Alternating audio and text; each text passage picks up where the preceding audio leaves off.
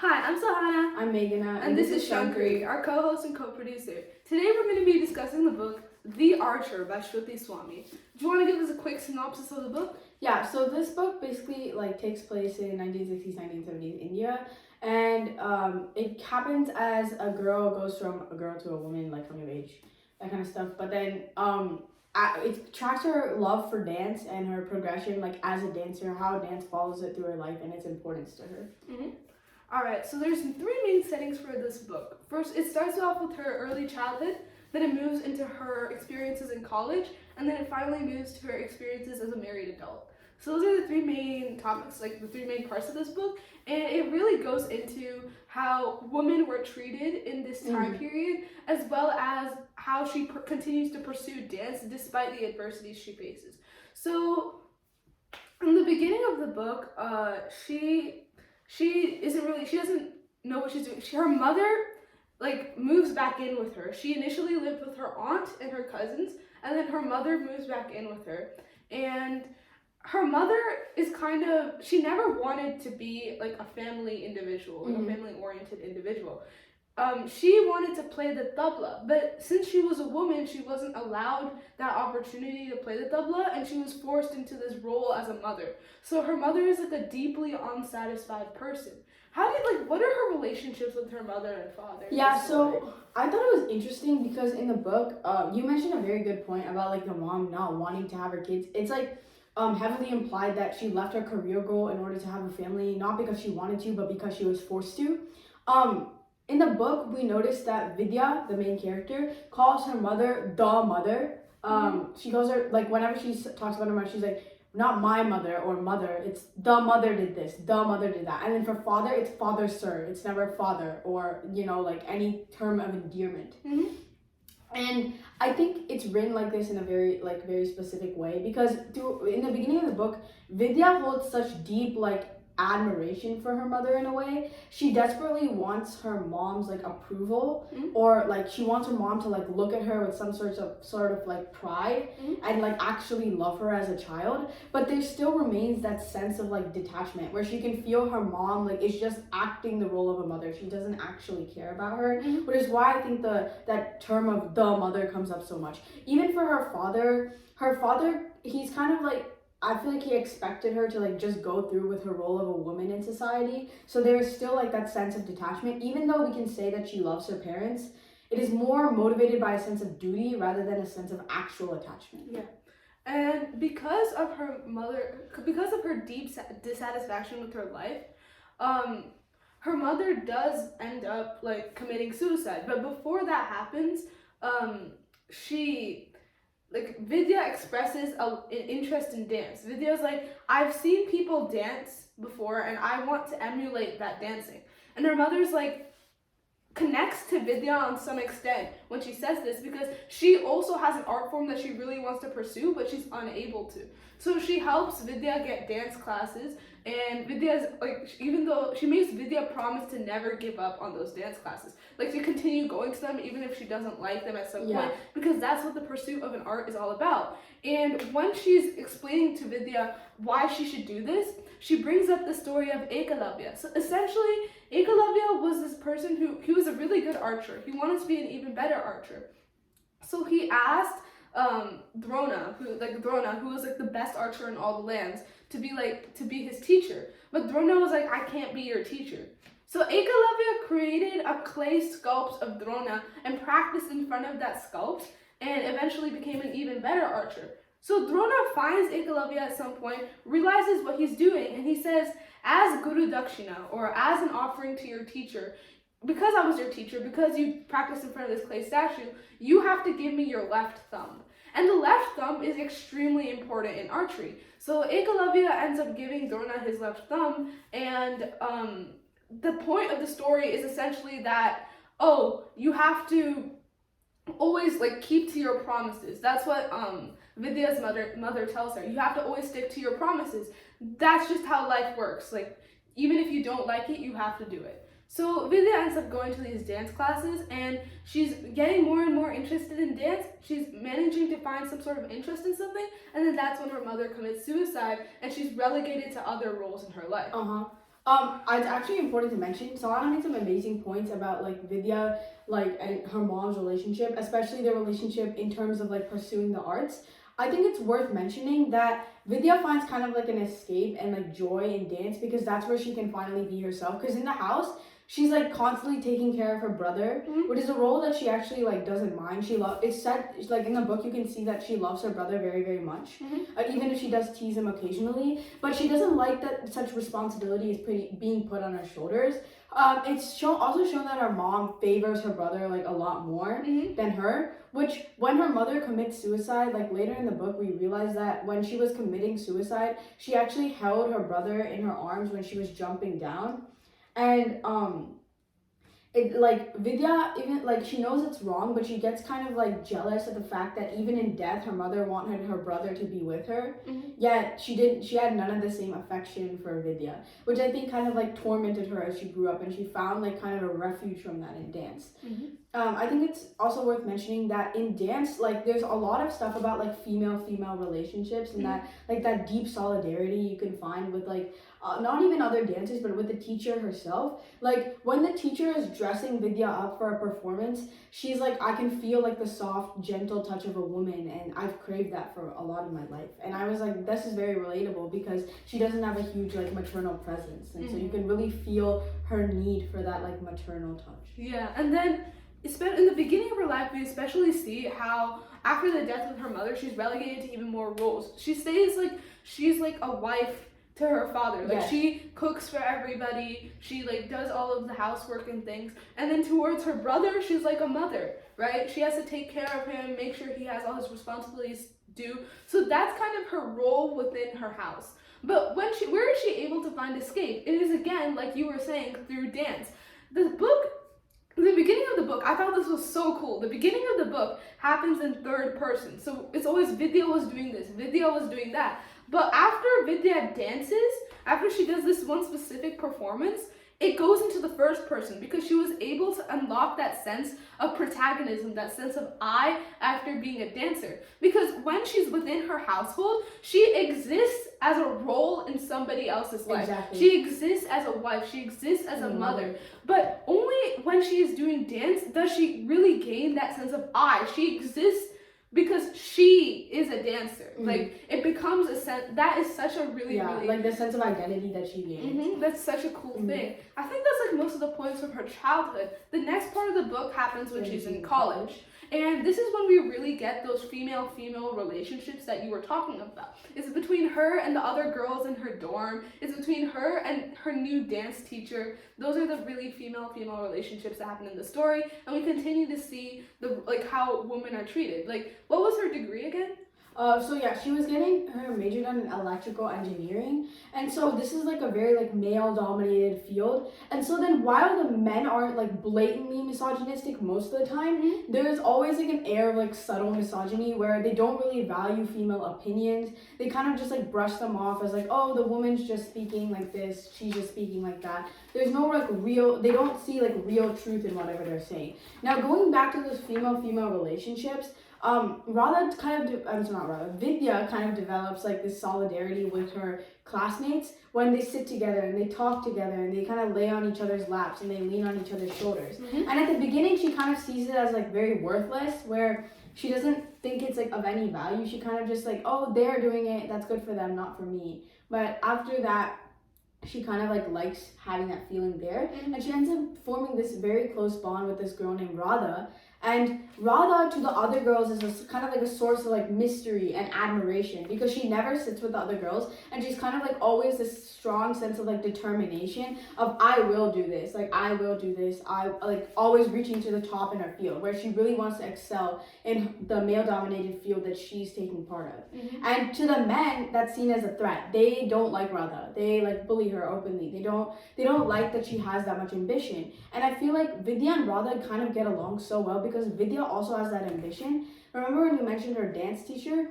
When she moves to college, she sees this woman in a movie and is immediately captivated by the Kathak form that she does. And so she scours like the neighborhood. She like finds this woman. She waits outside her house and she's like, please teach me dance. That's true ambition right there. That's true love for an art form. Yeah, and her teacher herself says that, like, you have a sort of arrogance, right? But when Vidya hears this, she doesn't hear it sort of purely as an insult. She has a sort of shameful pride about it, because arrogance is a trait that was only ascribed to men. Like, to be arrogant, to be self-important was something that was ascribed to men, and the fact that she can have that is something that's kind of important to her. And I think it really goes into how, like, women and men were treated in the pursuit of an art, right? On page 143, she is helping a bunch of the men in her college with a play, okay? And she feels like her ideas are going unheeded. Her suggestions were not met with the same argumentative fervor of the men, but with the tolerant deference saved for sisters-in-law. So she's still being treated as a woman inside of this field. And it's like, she says very specifically, it was only in front of me, a girl, that they were able to become men. They were able to become artists. But they were able to become artists because they were male. Right? So she, as a woman, her role within that is to just be the audience, to just sit there and clap for all of the achievements of these men, right? And it's only within dance that she's able to kind of let go of that, where she's able to become the artist like herself, where she's able to create and feel things. Mm-hmm. And that's like a heavily important part of this chapter. There's one page that I wanted to reference that was, I think, particularly spoke to me. Page 162. Because, yeah, page 162. Basically, I think this can go for like any woman who's in a male-dominated field, like any kind of like STEM field or other field, where it's kind of like you don't see that blatant misogyny, but there's like that subtle thing where it, like, the author writes this very beautifully. You gathered every note you had ever heard in your life that had to do with the capacity of your mind, and you held the freshest insults closest. The credit men took for the work on your ideas and groups, the voices so many used to speak to you, not just with scorn, which was tolerable, which was naked and therefore bearable, but also the impatience and amusement that they never used when they spoke to each other.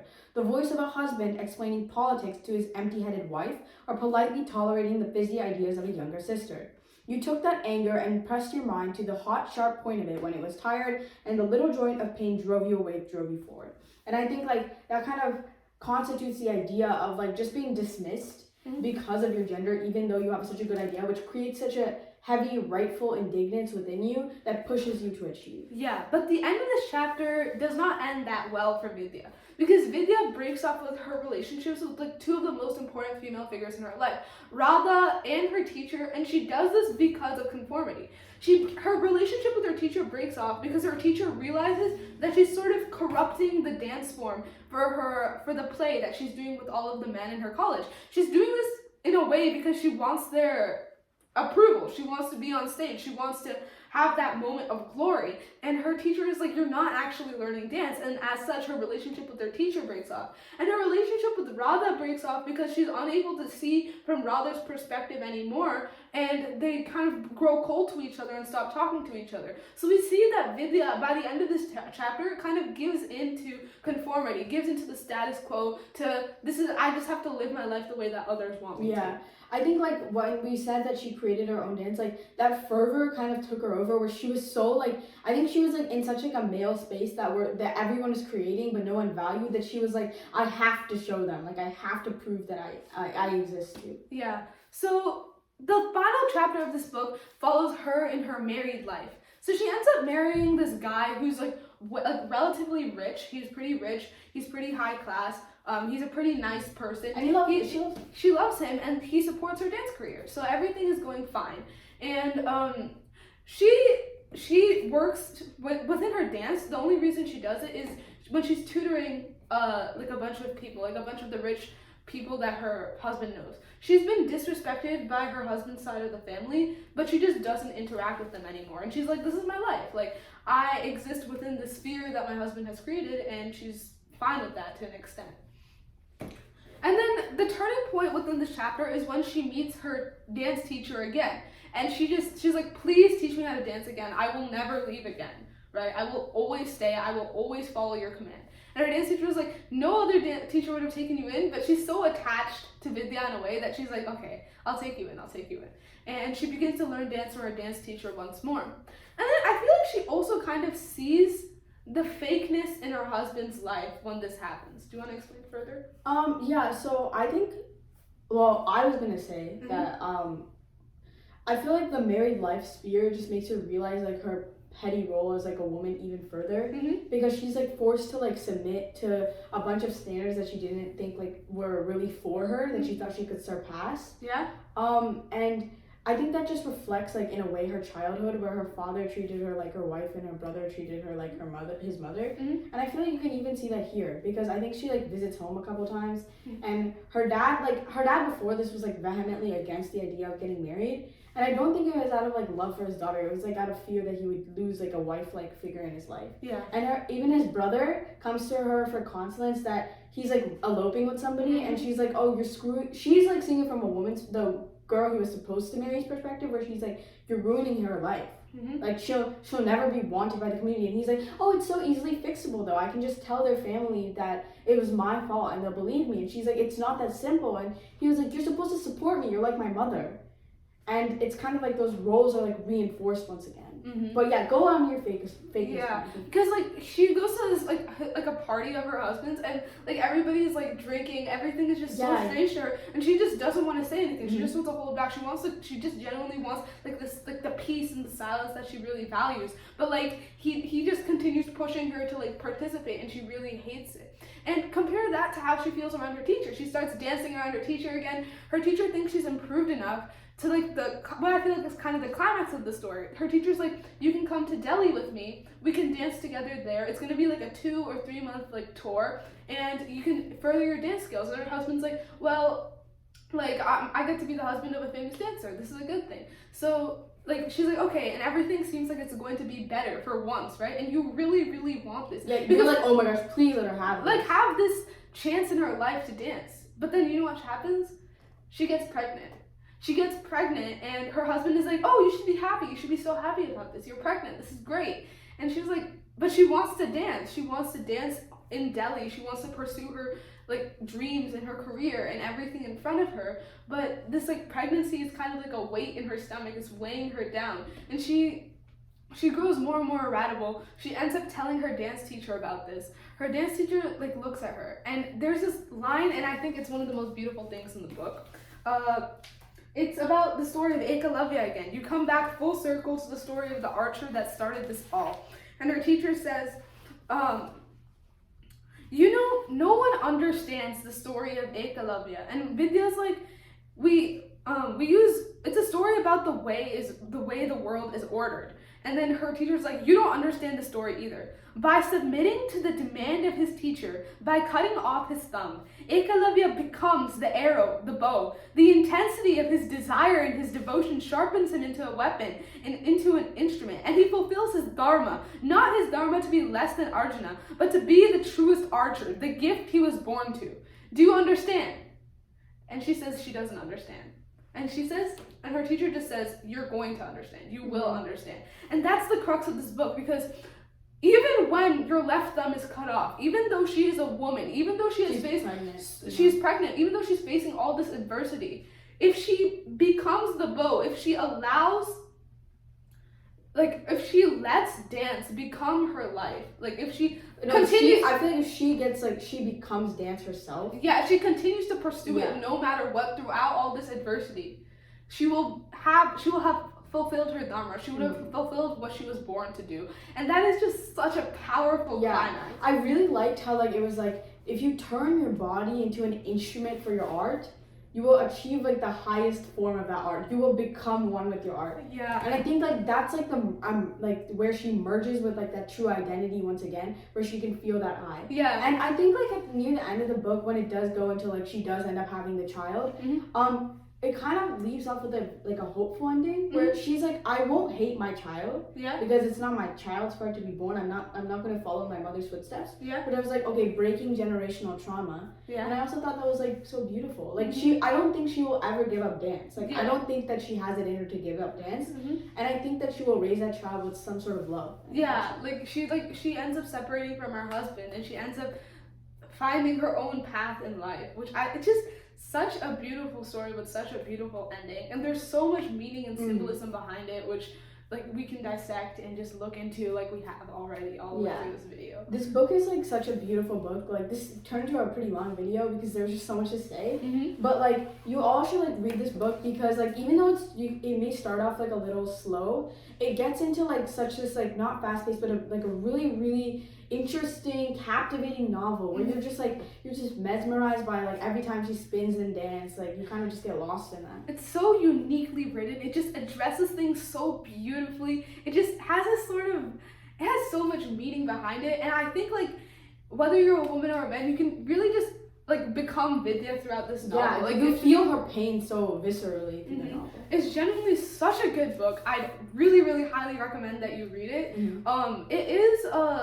It has been like published by an Indian American author, which I also thought was really cool because I could really identify with that. Support. Yeah, and it's just such a good book. Yeah. Highly, highly, highly recommend you read Read this book, man. And thank you for watching. Thank you. Bye.